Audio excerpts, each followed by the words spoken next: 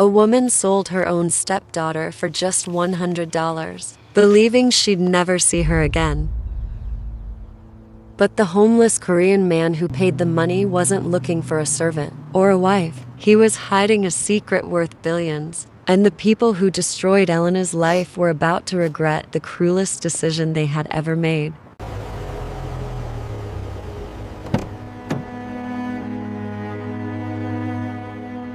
믿고.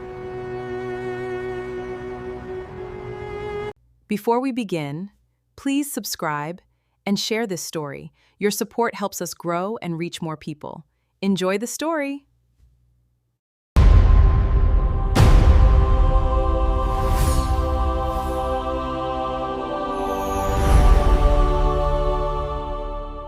Some people lose everything in a single day. Others lose it little by little, until one morning they wake up and realize they no longer recognize the life they're living. For Elena Carter, that morning came just 2 weeks after her father was buried. Her father had been the only person who ever made her feel loved. He worked hard as a mechanic in Atlanta, often coming home with grease on his hands but a smile on his face. Every evening he reminded Elena of one thing: no matter what happens in life, never let anyone convince you that you're worthless. Those words stayed with her, because after he died, they were all she had left. Margaret Carter, Elena's stepmother, changed overnight. The fake tears disappeared. The gentle voice vanished. The woman who had pretended to love Elena for years suddenly showed her true face. "You don't live here for free," Margaret snapped one morning. "If you're going to stay in this house,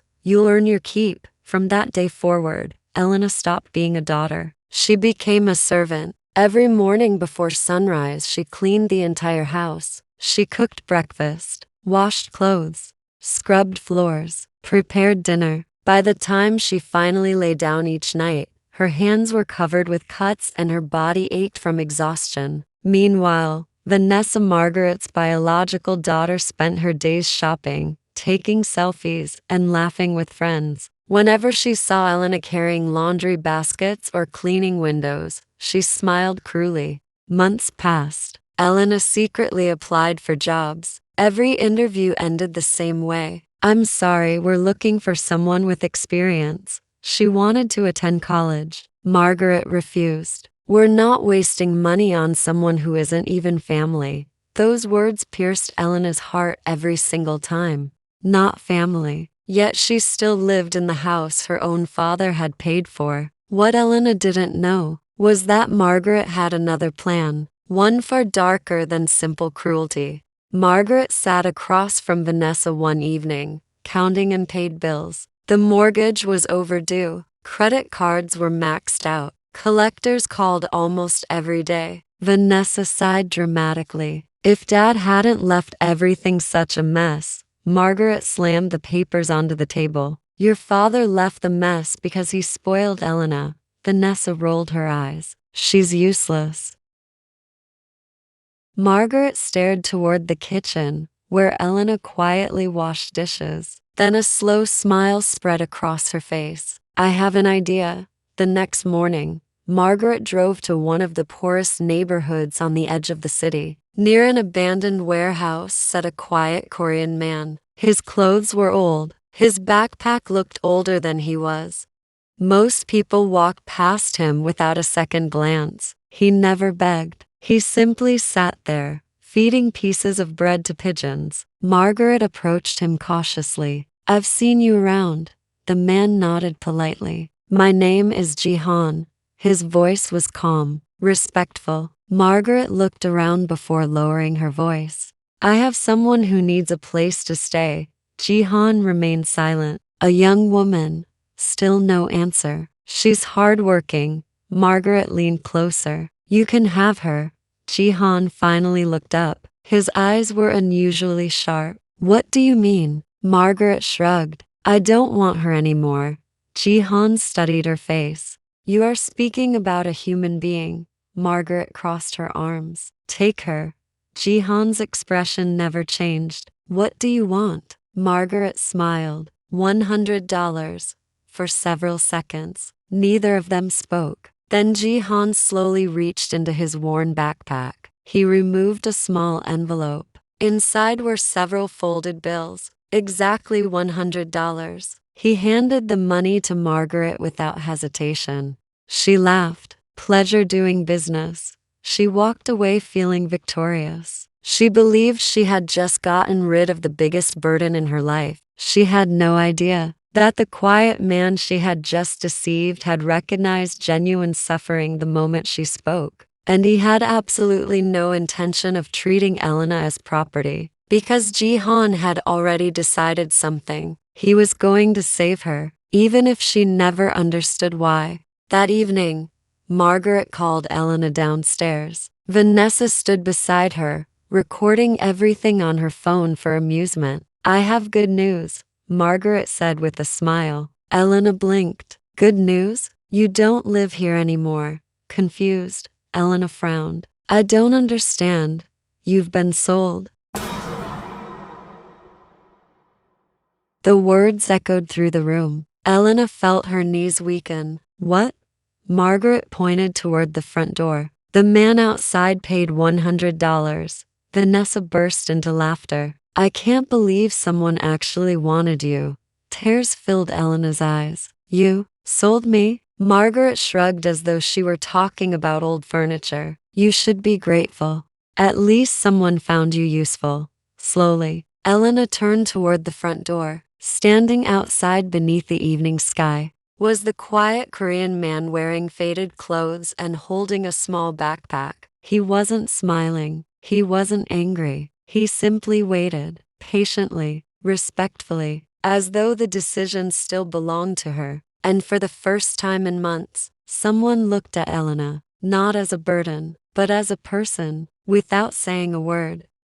Jihan gently placed a folded house key into her trembling hand. Then he quietly said, "You don't belong to me. You never did. If you choose to come with me, you'll always be free to leave." At that moment, Elena realized something that would change her life forever. The poorest-looking man she had ever met was the first person who had treated her with dignity since her father died. She took one slow step toward him, leaving behind the only home she had ever known, and unknowingly, walking toward a destiny neither of them could yet imagine. Elena followed Jihan through the quiet streets as the sun disappeared behind the city skyline. She expected him to take her beneath a bridge or into an abandoned building. Instead, they stopped outside a small but tidy apartment on the edge of town. It wasn't luxurious. The paint on the walls had faded, and the furniture was old but carefully maintained. A few books rested neatly on a shelf beside a potted plant, and the room smelled faintly of fresh tea. Jihan unlocked the door and stepped aside. "You first." Elena hesitated. "You live here?" "For now," he replied. She looked around in confusion. This wasn't what she expected from someone dressed like a homeless man. Jihan walked into the kitchen and returned with a warm bowl of soup. "You should eat." Elena stared at it. "When was the last time someone cooked for you?" She couldn't remember. Her eyes filled with tears. Jihan pretended not to notice, giving her the privacy to wipe them away before she accepted the bowl. She ate slowly. Every bite reminded her how hungry she had been. "You don't have to be afraid," Jihan said softly. "I won't ask you to repay me. But why did you help me?" He smiled faintly. "Because someone should have." That night, Jihan slept on the worn-out couch, while Elena took the only bedroom. For the first time in nearly a year, she slept without fear.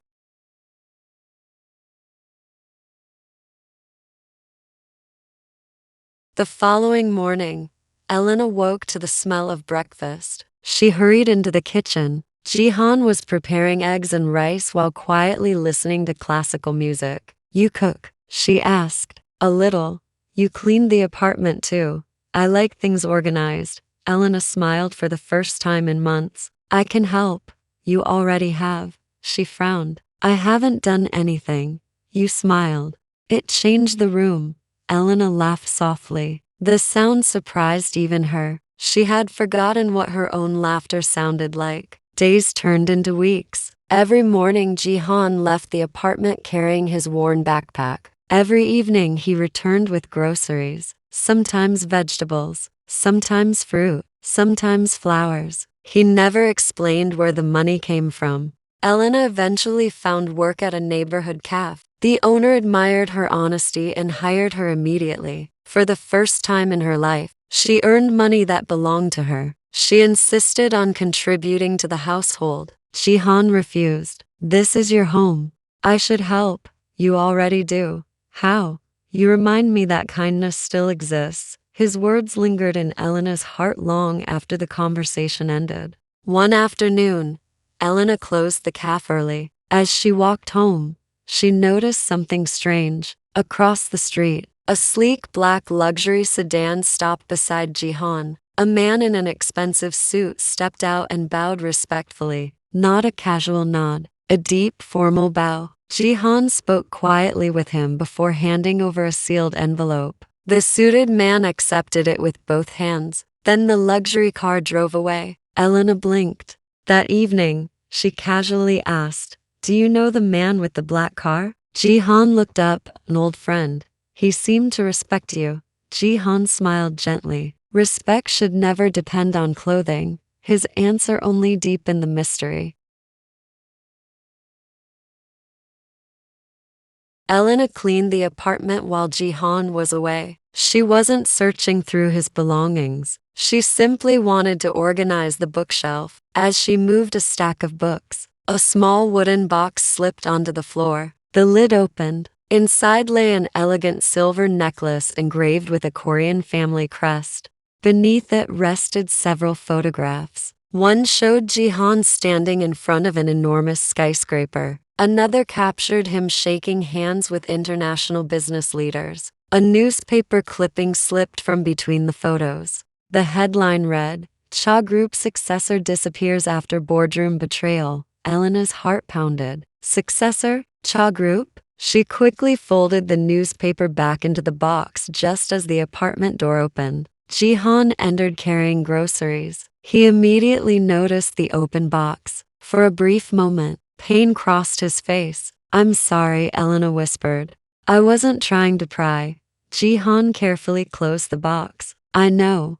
She hesitated. "Is that you?" After several seconds of silence, he nodded. "Yes." "You were rich?" "I was." "What happened?" Jihan walked to the window. "My father built one of South Korea's largest companies. When he became ill, people I trusted wanted power more than family. I refused to fight my own relatives, so I walked away. You left. Billions?" He looked toward the city lights. "Money is easier to replace than peace." Elena couldn't believe what she was hearing. The quiet man who wore faded clothes, who cooked breakfast, who fixed leaking faucets, who carried groceries home himself, had once lived among the wealthiest families in Asia. "You never told me." "I wanted someone to know Jihan before knowing my name." That night neither of them slept much. Elena sat on the apartment balcony watching the stars. Jihan quietly joined her. "I should probably leave," Elena said. He looked surprised. "You deserve someone from your own world." "My world?" She nodded. "You're a billionaire. I'm just a man. You don't understand." "I do." He turned toward her. "I've spent my life surrounded by people who love my money. But you offered to wash dishes in an old apartment. You celebrated buying your first pair of work shoes. You cried because someone cooked dinner for you." His voice softened. "You never cared who I was."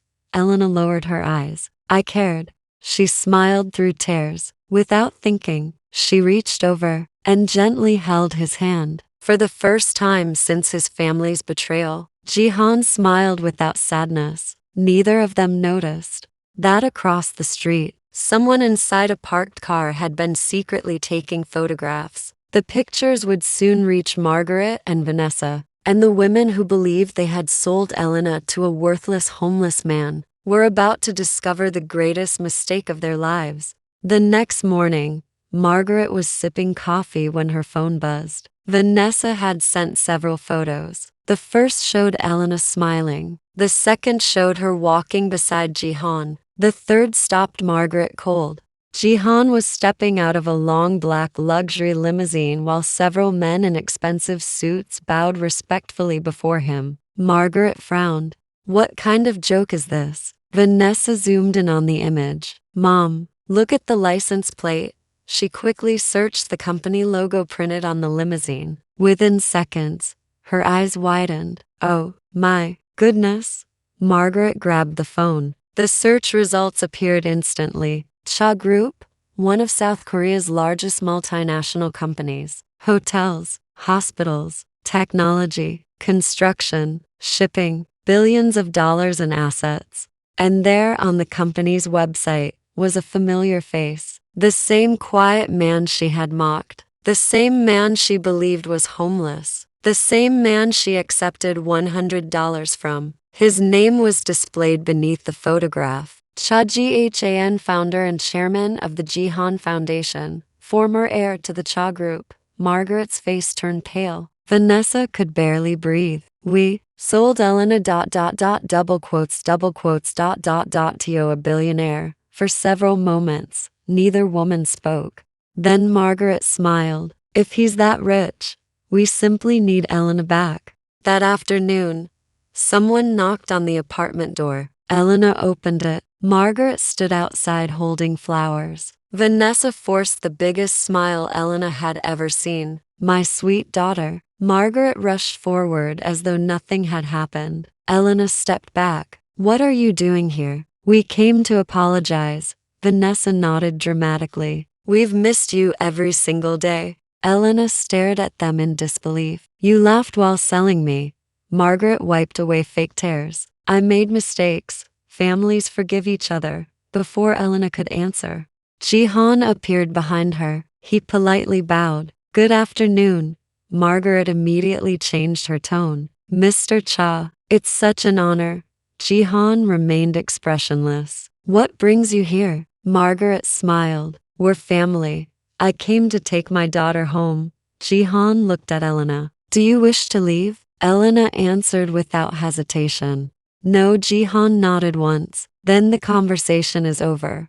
Margaret's smile disappeared. You can't keep her from us. I am not keeping anyone. She is free, but freedom includes the right double quotes to walk away from people who hurt her. Margaret's face twisted with anger. Vanessa grabbed Elena's arm. You've forgotten where you belong. Elena gently removed her hand. No, for the first time in my life, I finally know where I belong. The door closed, leaving Margaret and Vanessa standing outside in stunned silence. Margaret received an official letter, then another, then another. The house she lived in wasn't legally hers. Years earlier, Elena's father had secretly updated his will. Everything he personally owned, including the family house, had been placed into a trust. The trust belonged to Elena, but it could only be released once she turned 22. Margaret had never known. She had assumed everything became hers automatically after her husband's death. She was wrong. Within days, the court ordered Margaret and Vanessa to vacate the property. Every attempt to challenge the will failed. The judge's final words echoed through the courtroom. Mr. Carter clearly intended his daughter, Elena Carter, to inherit his estate. Margaret left the furious. Vanessa burst into tears. The very home they had used to torment Elena now belonged to the girl they had thrown away. Elena stood outside the house she once feared. She slowly unlocked the front door. Memories rushed back. Her father's laughter, family dinners, his warm hugs. She closed her eyes. Jihan quietly stood beside her. You don't have to come inside today. She nodded. I know. After a long silence, she spoke. I used to dream about coming back here, but now, it doesn't feel like home anymore. Jihan smiled gently. Home isn't built from walls. It's built from people. Elena looked at him. And if the right person is standing beside you, any place can become home. Tears filled her eyes, not from sadness, from peace. At that moment, she realized she wasn't standing beside the man who rescued her. She was standing beside the man she loved. Several months later, the Jihan Foundation held the grand opening of a new community center. Its mission was simple: to provide shelter, education, and employment for young women escaping abuse. Elena personally welcomed every visitor. She knew exactly how fear felt. She also knew how life could change because of one person's kindness. As the ceremony ended, Jihan invited Elena into the center's quiet garden. Cherry blossoms danced gently in the breeze. He reached into his pocket. He knelt on one knee. "When I first met you, I thought I was saving someone," he smiled softly. "But you saved me too.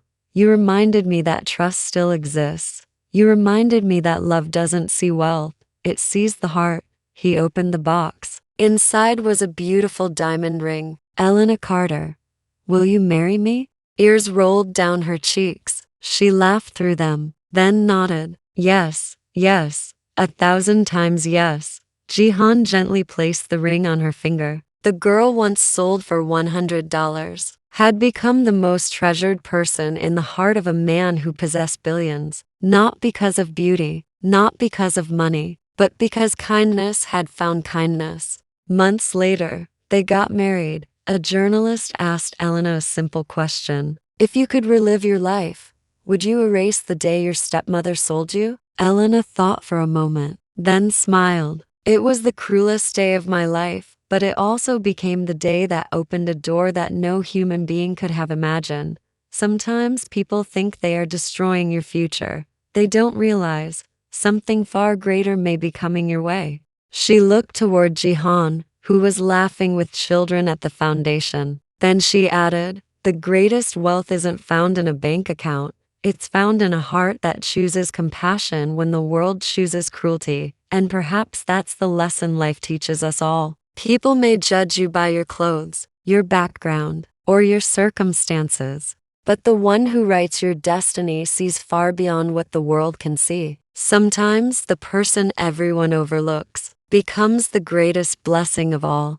If you enjoyed this story, don't forget to like, subscribe, and turn on the notification bell for more emotional stories. Tell us in the comments, would you have forgiven Margaret and Vanessa? And let us know where you're watching from. We'd love to hear from you. Thanks for watching, and see you in the next story.